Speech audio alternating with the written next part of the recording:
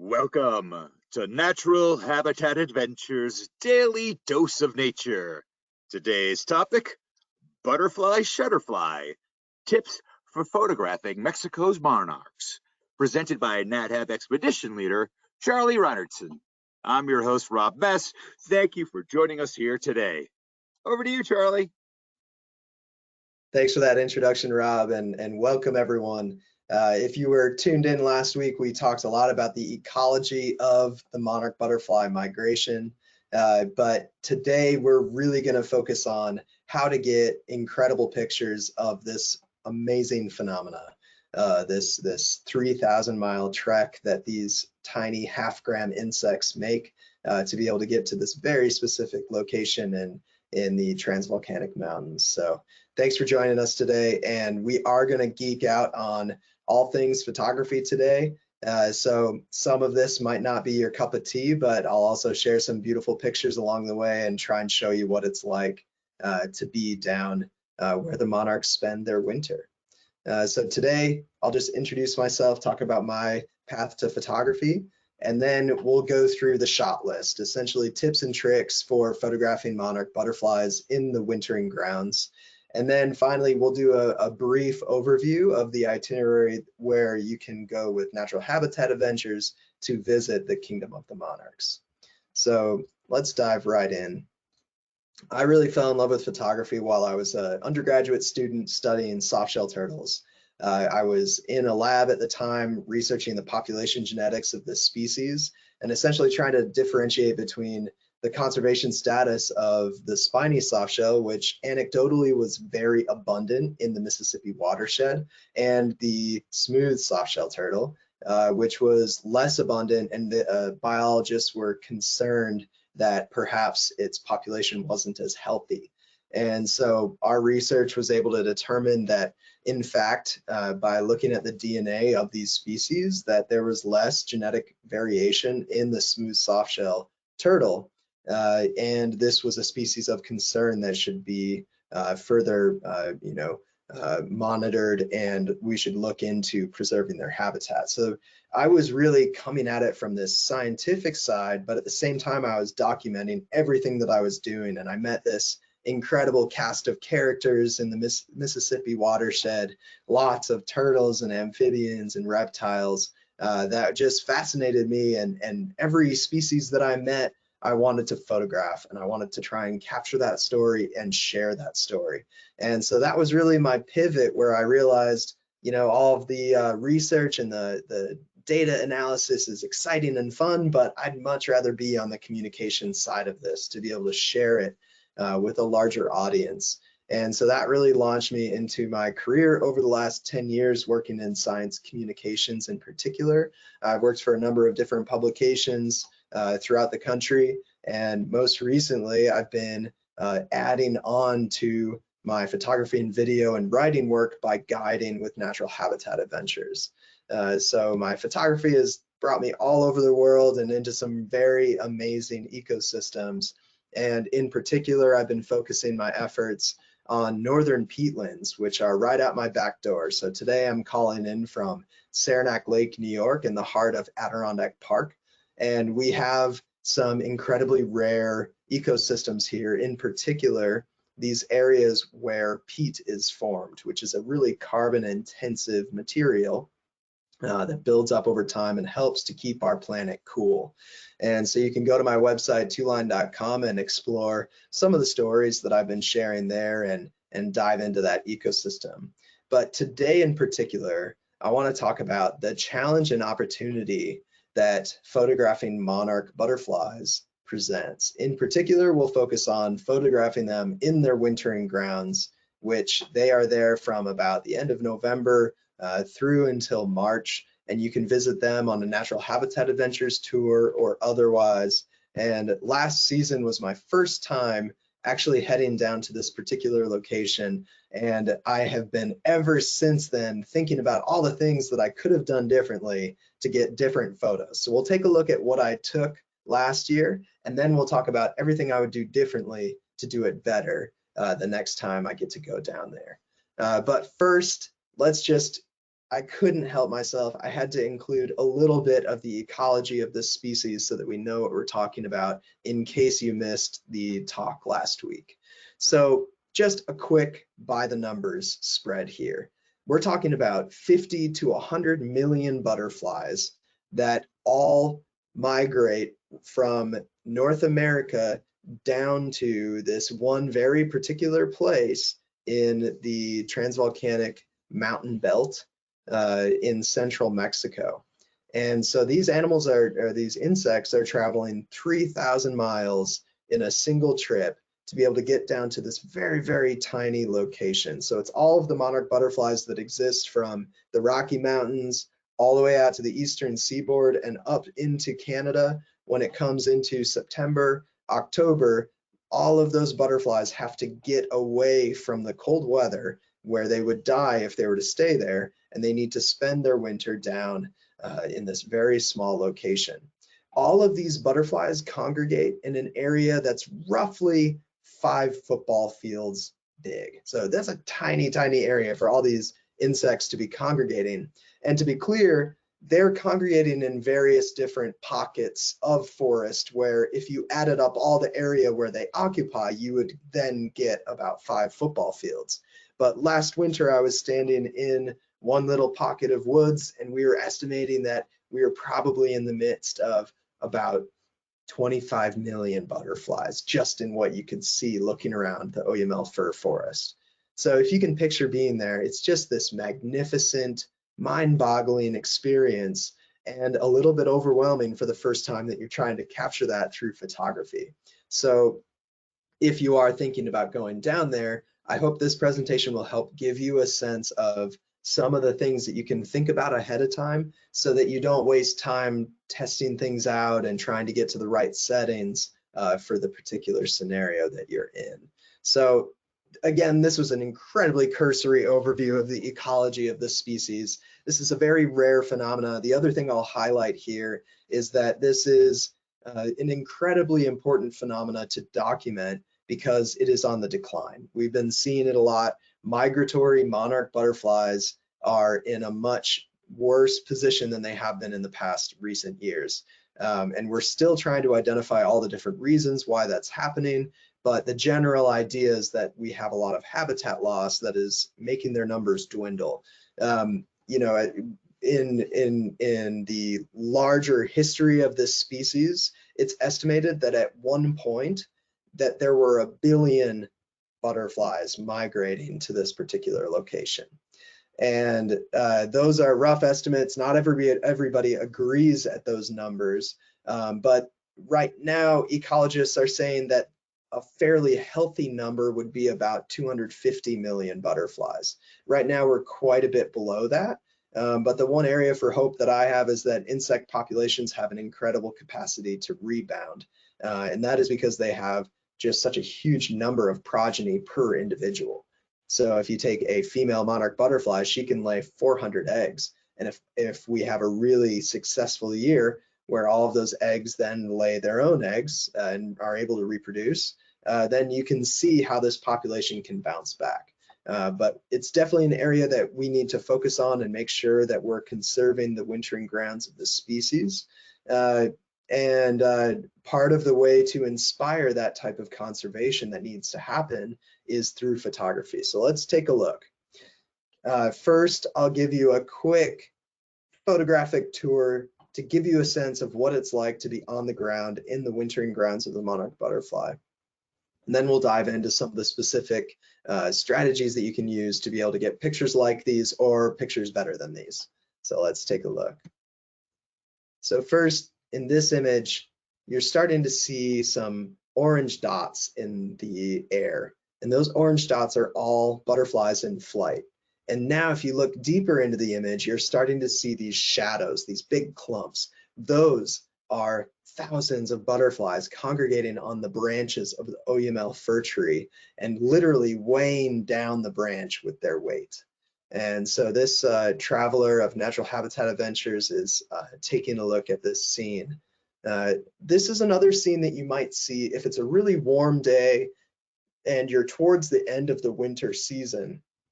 the butterflies start to leave the forest and actually fly down into the lower elevations.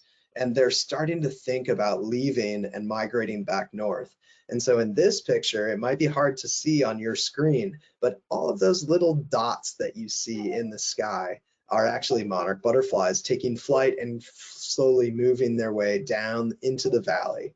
And if you're lucky enough to see something like this, I was on the trail at this point, heading down from a really wonderful afternoon in the sanctuary, and this scene just happened. This little window through the trees happened to present itself, and so this is just a quick capture. So a lot of the photos that I have from this trip are kind of, they were happenstance. They were kind of spur of the moment things that happened, and I just got a quick capture. And now the wheels are starting to turn about how could I do this better, and how could I prepare for this moment so that I have all the right settings to be able to improve upon what I was able to capture here. This is another scene that you'll see when you travel to the wintering grounds of the monarch butterfly. You'll see the oyamel fir tree just completely covered in monarch butterflies. You're seeing a couple butterflies opening up their wings in this image, and that's starting to let you know that those are not leaves or scales on the trees. Those are actually insects. That trunk in the center, if you take a really close look, compare that to the tree next to it. That tree next to it just has some lichen and bark. The tree in the center is completely covered in butterflies. And so again, when you're in this place, when you first enter the location where the butterflies are all congregated, it's fairly overwhelming, and it's hard to even start to think about compositions and how to capture the scene. And my biggest recommendation is that if you're able to go on this trip or another one like it to be able to see this phenomena, just drink it in the first time. Don't even bring your camera, or at least tell yourself a time when you're gonna set it aside and just enjoy this experience, because just looking back at these pictures today just made me want to be back there again. This shot was just a really beautiful moment where some light started to come in. So one of the challenges of trying to photograph the wintering grounds of the monarch butterflies that you can see we're in this very dense forest, and this next image gives you another idea. When you're there early in the morning, the light is very low. You're in the midst of this canopy of the oyamel fir forest, and the lighting is incredibly dark. And so from a photography perspective, you want to think about cameras that perform well in low light conditions, maybe bring a monopod, maybe bring a tripod, and then think about ways that you can allow as much light to gather on your camera sensor as possible, so that you can capture a fairly dark scene like this with some drama.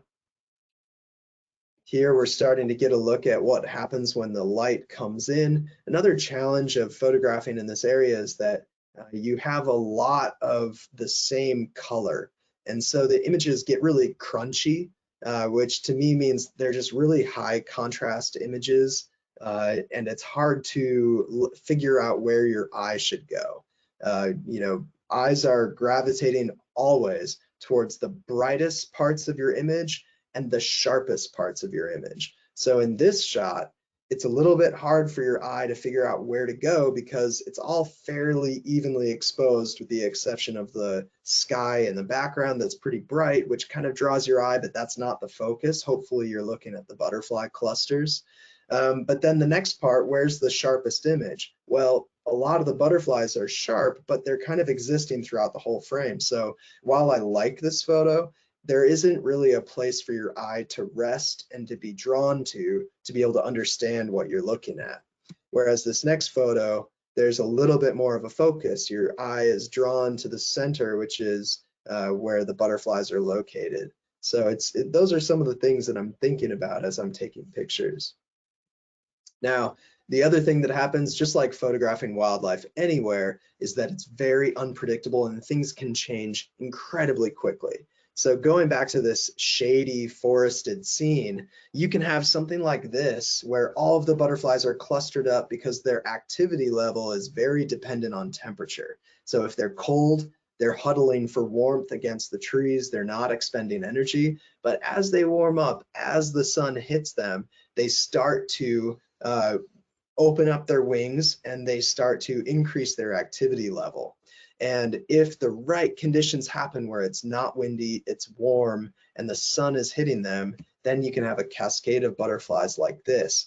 And so the challenge for a photographer is having either preset settings where you can click a button and drop into another whole essentially world of how you're using your camera, or you just navigate your manual settings really quickly to be able to adjust for an image like this.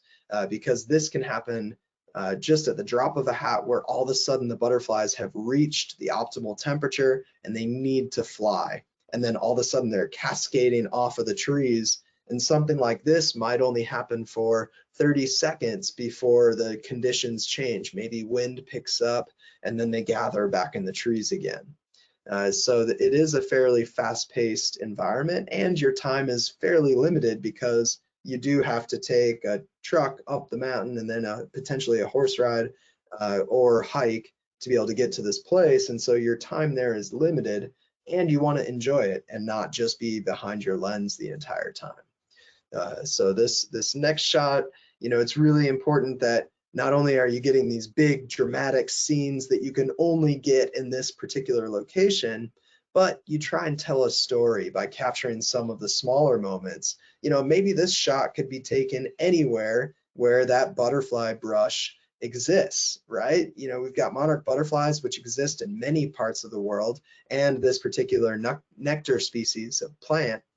This particular shot, it's not necessarily unique to this location, but it helps you tell the big story of what's happening in the forest in this location, so that when you get to a scene like this, where all of the butterflies are getting a drink of water on the forest floor, in the larger storytelling of your collection of photos, it helps people understand how this scene might occur and helps them understand how that butterfly is existing in this ecosystem throughout the year.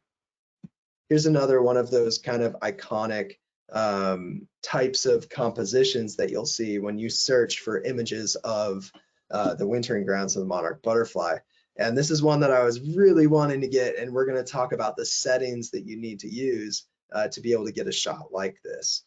This one still isn't my favorite one, and it's not perfect, but I do love the way there are these wispy clouds, and also those, treating the monarch butterfly wings like panels of stained glass. And that's actually a place where you can practice different techniques, is go into a place that has stained glass and see what types of exposure settings you might need to play with to be able to get the right effect of light coming through that pane of glass, because it kind of functions the same way when you're photographing these butterflies when they're backlit.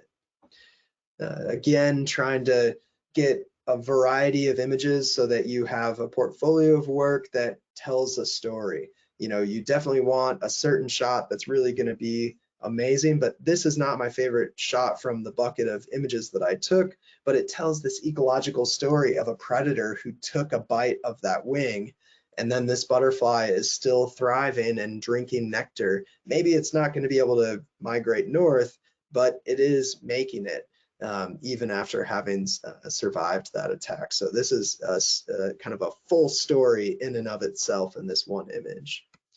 And just getting a sense of all the things that are happening. And at this point in the year, when I was down there at the end of February, early March, the monarch butterflies were starting to mate before they make their journey further north. And so that provided some interesting opportunities as well. All right, so let's get into a bit more of the nuts and bolts of what equipment I was using, what settings I was using, and what tips I have. My first tip for you is that if you see something that you want to make sure you remember, just take a screenshot of it. And that's one of the ways where I'm watching presentations like this and I want to remember the settings someone used. I'll just take a screenshot, and then later I can, take notes on how to pull that together. But for me, on this first trip to the wintering grounds, the equipment that I had was a Nikon Z6 and a 70 to 200 millimeter 2.8S lens. I packed fairly light because I was also guiding the trip. and I had a lot of different equipment that I needed to carry with me. And I wanted to make sure that I wasn't spending too much time on photography. And I also knew that we would be traveling in on horseback, and I didn't want to bring really heavy equipment that would cause that horse to have a harder time getting up the mountain. So this was my kit that I brought. It was very limited, and I will talk about the dream list of things that I would bring if I was just going to hike it on my own and bring all the bells and whistles.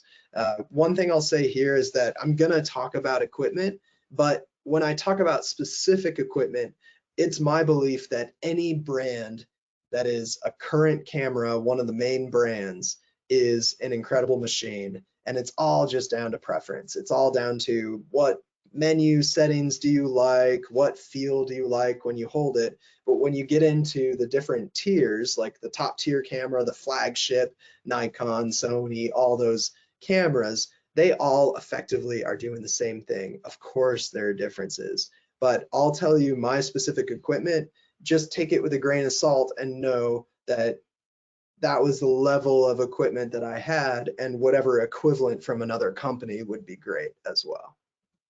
So here are the tips for cold and cloudy conditions. So I organized these by conditions because you're going to have different opportunities and different challenges depending on the weather that you have. So first, think of this as the morning, or if you get a cold day when you're visiting, you're going to have a scene like this, where the butterflies are weighing down the branches of the trees. And this particular shot, I did not bring a tripod. So there were times when I would set it on a rock or a stump, or kind of stabilize against a tree to be able to use a slower shutter speed. But a lot of the new cameras perform so well in low light, and when you bump the ISO, you're really not getting too much noise. So for this particular image, I was able to shoot at 70 millimeters, 3.2 f-stop, 1/500 seconds, which is pretty fast for the conditions because nothing here is moving. I really had it up there because I wanted to account for the fact that I was holding it by hand instead of on a tripod. Now, here's the thing. Here's what I would do to improve this shot.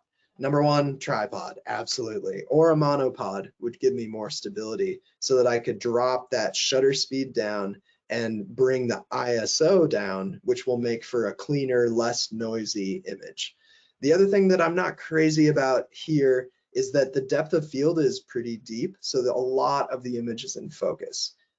I think I'd like to select a part of this image. If you see the cluster on the kind of left third of the image, I want that to be in focus and I want the rest to be out of focus. I'd maybe drop my f-stop down if possible with the lens that I'm using. But the other thing here is that all the lighting is fairly flat. So I could do some things in Photoshop to kind of vignette it, or maybe bring in a graduated filter to try and draw your eye to one particular place, because what's the rule? The rule is your eye is going to the brightest and the sharpest part of the image. And right now, this is all kind of equally bright, all fairly equally in focus. So those are some things that I would think about when I would redo this shot. But for the purposes of trying to describe what it's like to stand in the forest and look at clusters of butterflies, I think this shot does the job. It's just not going to make it when you're looking at competitions or trying to present your best possible work. Here's another shot. This was a moment where the sun was hitting this particular cluster of butterflies. I have a few different shots of this moment, and I liked this one because I have that butterfly brush coming up in the left corner of the image, and it helps give some depth. So that is out of focus. The only problem here is that that's the brightest part of the image, so your eye is drawn to it. So it's not the perfect composition, but again, I'm hand holding here. I've got a really wide open f-stop, so that means a really shallow depth of field. And again, I've got the shutter speed pretty high, or quick shutter speed, because I'm handheld here. That's why I've got the ISO where I've got it. So again, I think here you're hearing the themes. I'd love a tripod or a monopod. I'd like to slow down that shutter speed so you can get some higher quality imaging and a lower ISO. And then the other thing that I was really itching for is there were a number of people on the trip who had longer lenses than me. And you can make for some really amazing compositions if you had a 400mm lens, because one of the things that is really important about visiting these places is that you're not affecting the butterflies while you're there. There are roped off areas where you can view, and those areas change based on where the butterflies are, but you are not right next to a cluster. You know, you're probably 50 feet from a cluster, maybe 100 feet. And right here, I'm shooting at the full length of the lens that I brought, which is 200mm. And it just, I wish, you know, it would have opened up other compositional opportunities if I had had something like a 400mm. Here, I started to work with kind of more of a macro view, but again, you'll notice I'm still using that same lens. I'm just using it at a 200mm, as close as I can get to that insect. And then I'm using a really shallow depth of field for this image. The butterfly was not moving quickly, so I was able to get away with 1/400, which, if you know your rules of thumb, you should take the lens length. In this instance, it's 200mm, double that, and then that's your shutter speed, so 1/400. That gives you a fairly crisp handheld image. It's for slow moving things. So that's one rule of thumb to keep in mind, and then you have all your other settings. When I'm shooting, I'm usually shooting an aperture priority because I prefer to think about depth of field. If I want to isolate the subject, I move down into 2.8 range. And if I want to make everything in focus, I move it up to like the f12, f16 range for a lens like this. Other people will shoot in shutter priority or fully manual. The other thing that I'm doing a lot of in these instances is playing around with the exposure. And we'll get to that in a moment here with some particular examples, but occasionally I love the look of underexposing images like this, where the background gets really dark, and then in post-production you can actually bring up some of the shadows so that your subject is crisp against a very dark background. I'll give you some examples of that. But with this image, I would think about perhaps higher ISO so that I could bump up the shutter speed a bit more. And then I'd also love to have a macro lens. And in particular, not only would I like a 100mm macro lens to really see my subject, the butterfly, but I'd also love to have a 20mm or a really wide angle macro so that you can get the subject and then lots of background. So the subject is really large and in the foreground, but then you also see the ecosystem that that subject is occupying. So that would be the dream there as well. Another thing to think about while you're in this location is really observing all the different things that are happening around you. There were some really beautiful compositions. You know, these monarch butterflies are actually eaten by different animals in their wintering grounds. There are some animals who have overcome the toxicity of these insects. And so you'll see butterfly wings on the ground. And I wish I had spent a little more time. This was one of the only images that I had found or taken of this type of scene. And I wish I had spent a bit more time doing stuff like this to give you a full kind of view of what's happening in this place. Excuse me. So again, I'd love to play around with composition here. Focus wasn't perfect on this one because I was hand holding it again. And then once you get into the macro world, it's a little bit of a rabbit hole because you can start to think about focus stacking, where you take a lot of pictures at different focus points and then you stack them in post to be able to create an image that has a lot of things in focus. But that's kind of a whole different category that we won't go too far into. The other thing that I think is really important for these places is capturing images of people in the places where you are. And something really important here too is getting permission from people to be able to make sure that they're comfortable with their image being taken in these places. But the guides who are accompanying your group at the butterfly biosphere reserves, in addition to the Nat Hab guides, are people who care about this species and who are day in, day out protecting their habitat and helping people learn about this amazing phenomena and this amazing insect. And so finding ways to talk with them, and if you learn Spanish, you're able to talk a bit more with these folks, and some people have a little bit of English as well. But it's definitely, you want to think about kind of the human aspect of it. I think as a wildlife photographer, I'm often really creating compositions that remove humans from the environment entirely.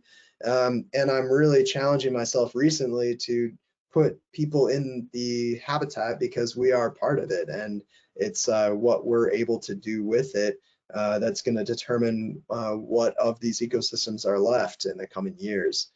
So I think it's really important to kind of tie in that visual side. Now, here's where things start to get a little bit wild. When you have warm and sunny conditions, the butterflies are doing very different things. They are moving around, things are changing all the time. And so these are a few of the settings that you want to write down or think about, or tips you want to hold on to, so that in the moment you're not worried about, oh, what settings do I need to use to be able to get the right shot. So when butterflies are in flight, and you're trying to take an image like this, or much better than this, because I guarantee there's a way to do a much better image than this. What's happening here is that we're backlighting monarch butterflies in flight. You'll notice that for me to make the butterflies look as large as they are against the sky, I've got a pretty long lens, 200 millimeters. It'd be nice if I could have gone longer than that. The next part that's really tough, that's not shown by these stats, is where are you focusing? And so for me, I would pick a spot in the sky where the butterflies were flying. And then I would grab manual focus, and I would slowly move that manual focus as those butterflies were flying through that area, and I would take picture after picture after picture after picture. I probably took 100 pictures of this exact frame, and then selected the one where I had hit focus in the right location, because these butterflies are fast, they're flying around. You're not going to be able to use autofocus to be able to grab onto one butterfly, and by the time maybe your camera does, that butterfly's gone. So you have to find the plane where most of the butterflies are and the way that I did it, I'm sure there's a better way, is just slowly moving through that manual focus using the ring on your camera and taking hundreds of pictures, and then afterwards on the computer going through and finding the location at which you had the best focus.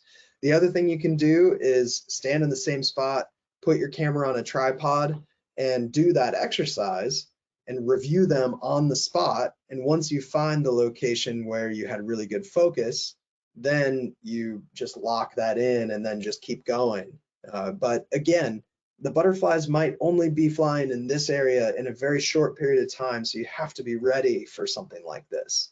And so in my mind, I was always thinking, okay, when this happens, I've already checked the general exposure. I know that to freeze motion for butterflies, I want to be above 1/2000. And ideally, to really crisp it up, I want it at 1/3200. And then I've got the long lens, 200 to 300 millimeters for something like this.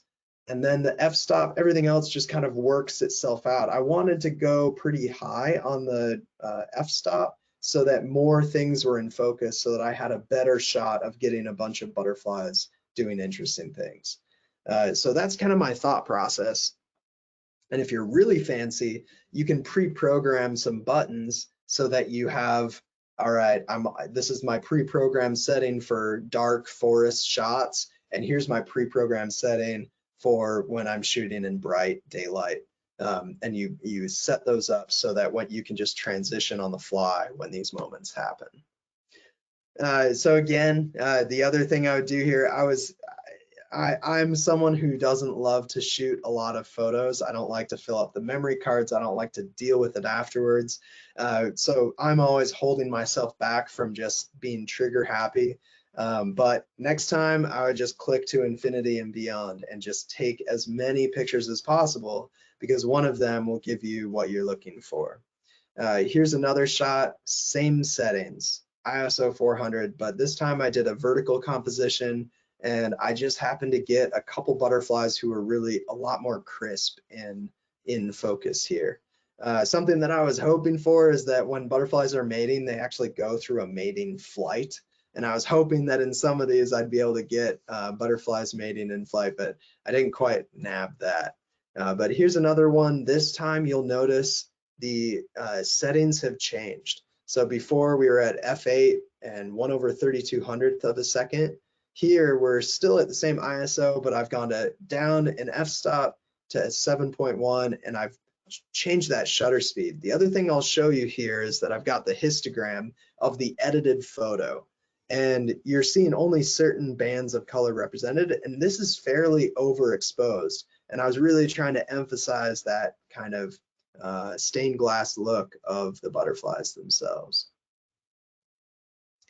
This shot is the one where it was just the right moment, the right time, and I have a few of these, but again, I wish that I had taken a million to get the right shot, because even looking at this, there's some things that I would do differently. I think it's slightly overexposed, even though I was wanting that look of the light through the wings. But again, you're seeing that I'm shooting at really fast shutter speeds. This one, if I'm reading it right, 1/1600th of a second, trying to really make sure that I've got that motion frozen. And again, playing with where the focus point is. If you have a tree in your composition like this, you can use autofocus to grab essentially the plane that you want in focus. So for me, if you see the rightmost branch sticking up from this tree, I would grab the focus there and then lock it and then just take tons of photos. Then maybe I'd work my way up the tree, which is a little bit further away from me, and do the same thing. And eventually you'll find that spot where you've got the right butterfly in focus and the right depth or the right distance from you. Remember that on the top of your lenses that you do have a guide that will tell you the distance that is in focus. So the other way to do this would be to actually look at, all right, I want everything that's 5 feet to 10 feet in focus away from me. And if you look at the bands on your lens itself, you'll be able to figure that out. So that's another way of getting the focus right. And the other thing I would do, and I actually think that I did a fairly good job of this, is put the camera away. This experience of being in the forest with these insects in the numbers that they are, there is nothing like it in the world. I've never experienced anything like this.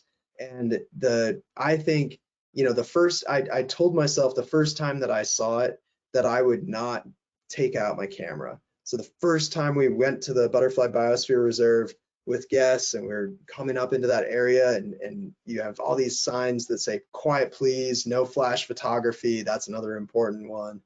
You get into the area, just do yourself a favor and put the camera away, and then give yourself a time where you're going to take it out and start to take pictures. This was a photo that I was incredibly happy with, that was just down in the forest floor and really interesting composition, and just seeing that filtered light through the forest that creates this perfect complementary color to the monarch butterfly. So this one here, again, you're seeing really fast shutter speeds, and you're also seeing an example of, on the left, we have this really cool out of focus butterfly that's in the top of the frame.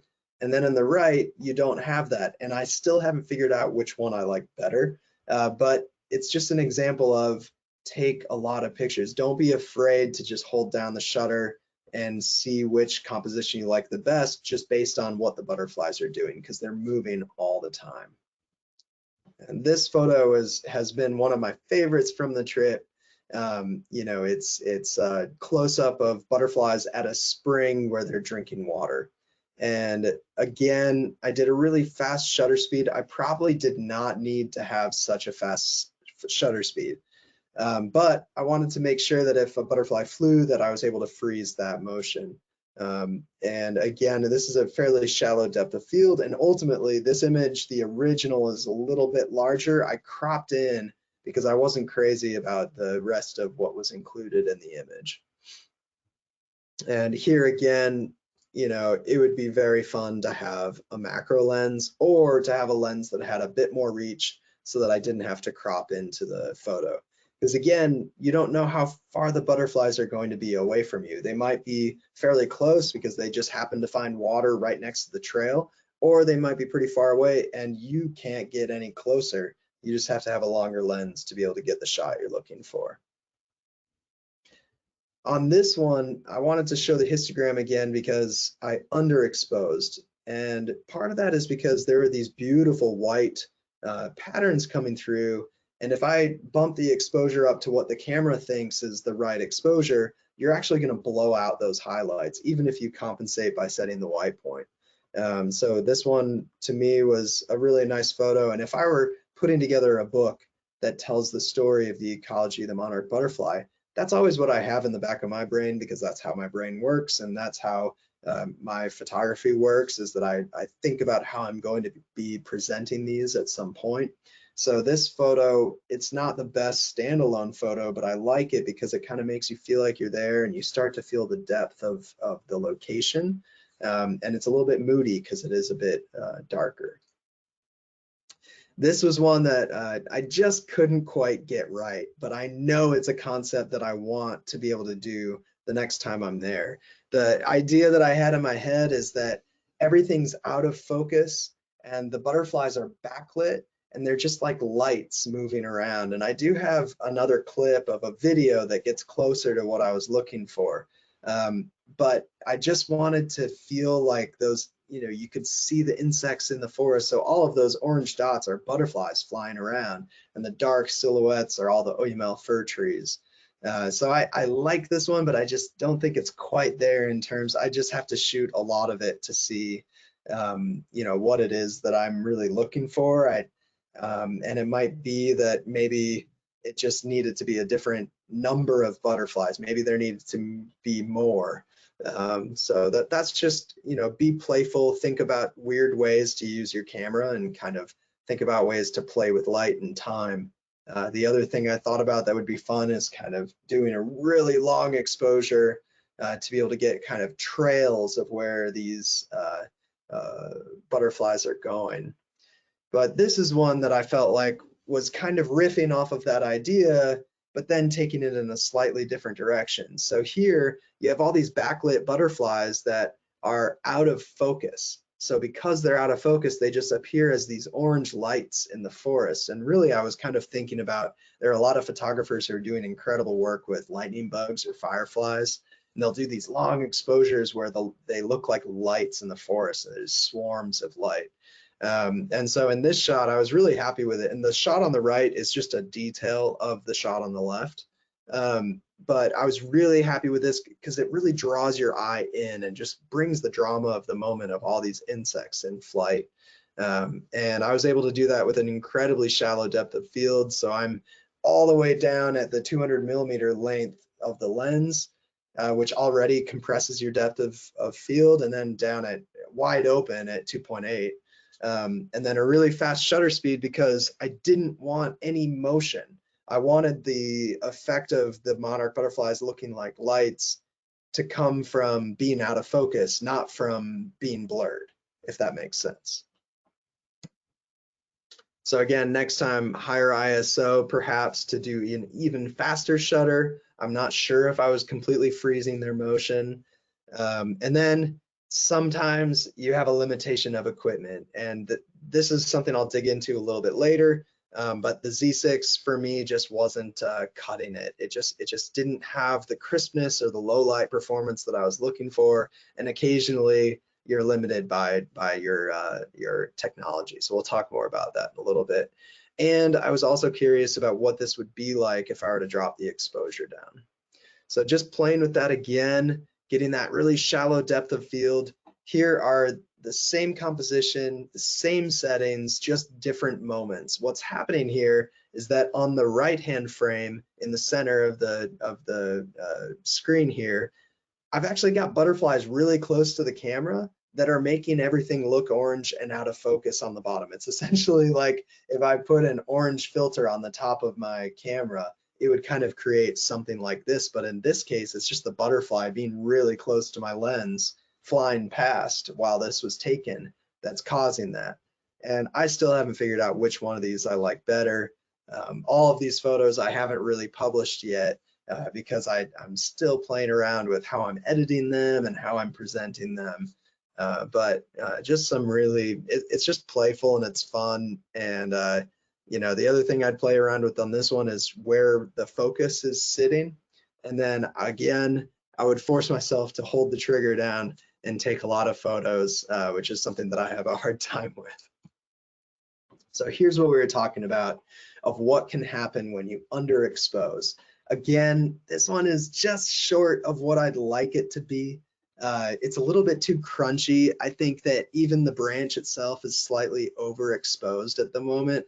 But the background is what I was wanting, where you have this really high drama. And then if that butterfly could just shift in position a little bit so we could see more of its wings, the one that's in flight. But generally, this is kind of a direction that you should definitely play around with. And what you need is a branch and butterflies that are brightly lit, and then the rest of the forest is fairly dark, and then you underexpose the whole thing in terms of what your camera thinks is underexposed. And so these are the settings that I use there. Again, I'm all the way out at 200 millimeters, which is the longest lens I had at the time. Really shallow depth of field to make everything else blurry. And then a pretty fast shutter speed to be able to freeze motion. Now, this shot, just comparing it to this shot, the big difference is exposure. So I just dropped the exposure down and still got that effect of the lights in the trees. And so I was pretty happy with this one as well. And I like the way that it's a bit underexposed. Here, the shutter speed is down to 1/1000th of a second, which is maybe, that's about as slow as I would go when shooting butterflies in motion, unless you want to give the feeling of motion as well. The big thing here is there's no right or wrong way to do it. It's just thinking about what are the types of shots you want to have, maybe doing some research of what other photographers have done. And then when you're there, you have that in your head so that you're not spending too much time being overwhelmed by trying to get the right shot, or spending too much time trying to find the right settings for the right moment. The other thing to do too is just capture the experience itself. Don't entirely focus on the butterflies. You know, this shot puts me in that place and in that time. You know, Natural Habitat Adventures guest sitting on the truck that we took to go up to the Butterfly Biosphere Reserve, just having a moment to himself and enjoying it.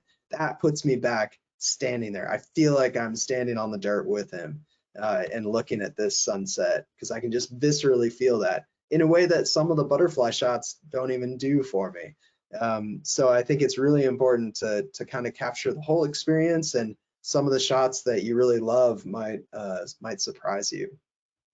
Here, I didn't want to take away from the moment of just enjoying the sunset. Normally I'd put it on a tripod, but instead I just bumped up the ISO and I shot at a really shallow depth of field, and had a pretty quick shutter speed to accommodate for the fact that I was holding it by hand. And I just love this shot. You know, it's one of my favorites from the trip. Yeah, I think that trying to capture these mountains, and you know, these are the forests where the monarch butterflies are going, and this might be the scene that they're seeing as they fly in, and they've come from all the way from Canada 3,000 miles south, and they get to that view and they say, yep, I'll spend the winter there. So you know, just thinking about kind of interesting things. And sometimes if you don't have time to do the image right with a tripod and all the different, you know, ways that you can perfect an image. Sometimes you just have to get an image and it can make you really happy anyway. But next time, tripod, slower shutter, greater depth of field, lower ISO, if I wanted to do this one again. And then the other one, not just put your camera down and experience the moment, but make sure you pick up your phone, because today for these presentations, usually I'm using photos that I've taken from my camera, but today I actually went through and took a look at some of the photos I took on my phone, and it just made me smile in a way that some of the photos from my camera did not. Part of that is because I take more pictures of people when I'm using my phone, but your phone can also do some really neat things. Let's see if this works. There it is, yeah. So it is working. So this is a really fun moment with the group where we just, let me go back to that and play it again.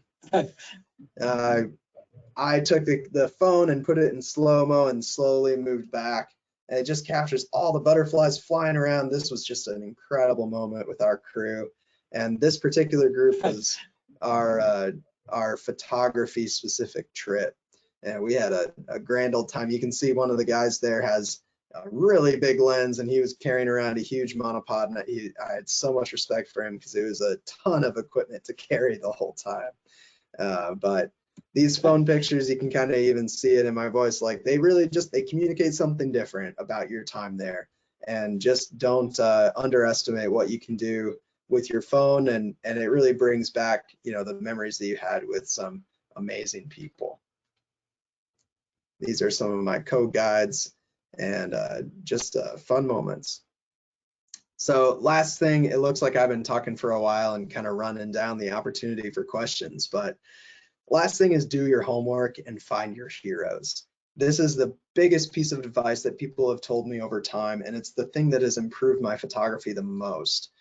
And in this instance, if you're looking for the best of the best, look up Jaime Rojo. You can find him on Instagram at Jaime Rojo. And if you go to National Geographic's January issue, you're going to see his work all over it. It's beautiful images of monarch butterflies. It's everything that I wish I could have done. He talks about just how these moments of perfect lighting and compositions just happen to you, and he talks about kind of the trade-offs where at one moment there was a branch that fell off from a tree and landed on the trail. And this moment, this photo in the center with all the light coming in here and lighting up the forest that way, that was happening at the same time. So he had to make this decision. Do I capture this beautiful light, or do I run down to this really rare opportunity to see a branch filled with butterflies on the forest floor? So he captured this shot and then he ran down and he got both. So he was really lucky. But it's decisions like that that photographers have to make all the time. And I think they're heightened because you don't have a ton of time in the monarch butterfly biosphere reserves, just because there's not, there's not enough time in the day to do everything you want to do. Next time, in terms of gear, I recently got sponsored by Nikon, and so I've been able to play around with the toys that are the best of the best. And the Z8 is just, it's a whole different, it's just a light year away from the Z6, which is what I was using previously. And I just can't wait until I get back down there. Again, I'd use some macro lenses to get some of those close-up photos, both a wide angle and a really long lens. And then I would love to play with an 800mm down there, but again, you've got to get that huge equipment out to the right spot, or at least a 400mm would give me a lot more compositions. So for now, I'm not going to be able to run through the itinerary because we're out of time, but feel free to go to one of my previous webinars or other webinars at Nat Hab to be able to take a look at what that itinerary looks like. And you can also see the conservation status of the species and ways that you can help. Here are a couple dates to save. I'll be back on the Daily Dose on February 13th, February 27th, and March 5th. You can go to twoline.com and head over to events to be able to find my upcoming speaker series.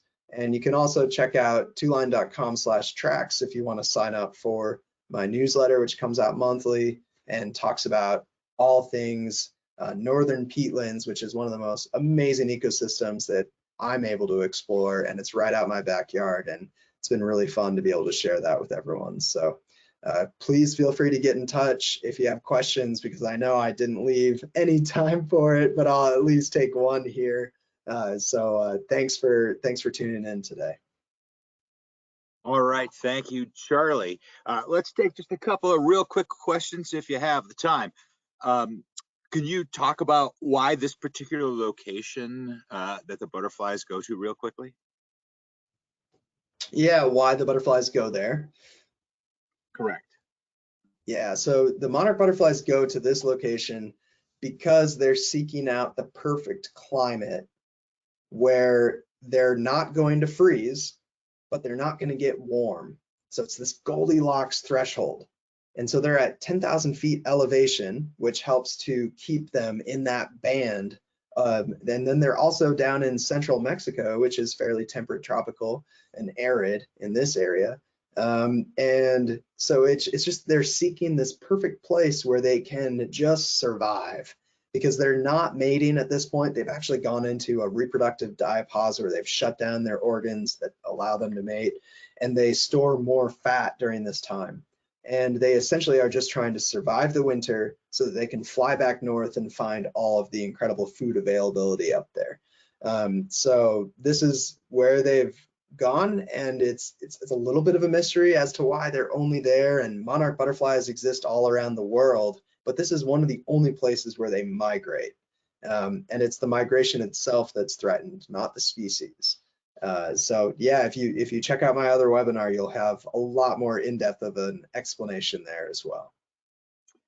Do you know why one tree trunk would be completely covered in monarchs, why another one wouldn't be? You know, a lot of their activity is driven by finding the perfect temperature. And so some trees are different diameters, and a larger diameter tree is going to hold on to more heat overnight than a smaller diameter tree. So that would make, on a cold night, monarch butterflies would be attracted to a larger diameter tree. There are also some amazing studies and hypotheses that monarch butterflies are actually returning to specific trees where their ancestors have left a chemical signature. So they have the ability to detect pheromones, which are chemicals that they can release, and they're able to identify individuals that they're related to by that smell. So there is some theories that as they're coming to this location from having migrated there, and they've never been to this place before, that they're detecting a chemical signature at the final stage of their journey that draws them into a particular area of the forest, because they are coming back to very distinct areas throughout this larger geographical region that total about 2.5 hectares, or essentially 7 acres of land. So yeah, great question. Do you ever take brief videos, or do you only shoot film? Yes, I did take a number of videos, and again, if you check out that other daily dose in the archives, you'll be able to see some footage from that as well. And I didn't spend a ton of time on that. If I were to go back exclusively for photography and video, I'd have a ton of content, but that does give you a sense of kind of what it feels like to be there. But if you check out my Northern Peatlands work, you'll see tons of footage, including aerial videography through drones as well. So one of our guests is wondering, is it true that many of your photos are 50-50 and you're not using the 1:3 grid? Is that true? And is there a particular reason why? That's a great question. I often am thinking to myself about the 1/3 grid. Like, I mean, the rules of thirds, if you're not familiar with it, you break the image into 3, and then you try and put your subject on those lines and in those corners that are created by that. But I'm somebody who is spending more time kind of being intuitive about what I find attractive, and I did struggle a bit. Like I said, a lot of my presentation today was kind of tearing apart my photos because I was really reactive. I didn't have a ton of time. I was just kind of taking a lot of photos, and now I've had time to think about it, and now I want to go back and do it again. But now you've got me wondering. I'm gonna have to go through my photos again and see what I'm doing there, if I am doing a lot of 50-50. But yeah, that's a great comment. Thank you. So Charlie, when you're on a trip and you're out there walking around, how is it that you avoid stepping on butterflies? Yeah, when you're moving around, you do want to look at the forest floor. You want to keep an eye on your feet, and there are roots and there are rocks, and so you're already kind of doing that. And the butterflies themselves, well, just to give you a sense of, these locations are owned by collective groups of people. They're ejidatarios, the owners of the land, and they are the ones managing where the trails are located. And they move those trails throughout the season because the butterflies move through the forest as the season progresses. And so the trails are being moved so that it positions people as close as they can be to enjoy the experience, but not impact the monarch butterflies heavily. So the times when you have butterflies on the trail are kind of rare instances outside of sporadic moments where they show up on the trail. Every once in a while, you'll have a moment where maybe, for the instance of a branch falls down, or if it's really warm and the butterflies are everywhere, and then you just enjoy the moment and take your time and maybe go a different way. Oh, sounds good, Charlie. Well, unfortunately, that's going to be the last question that we do have for today. So I'd like to hand it back to you for some closing comments.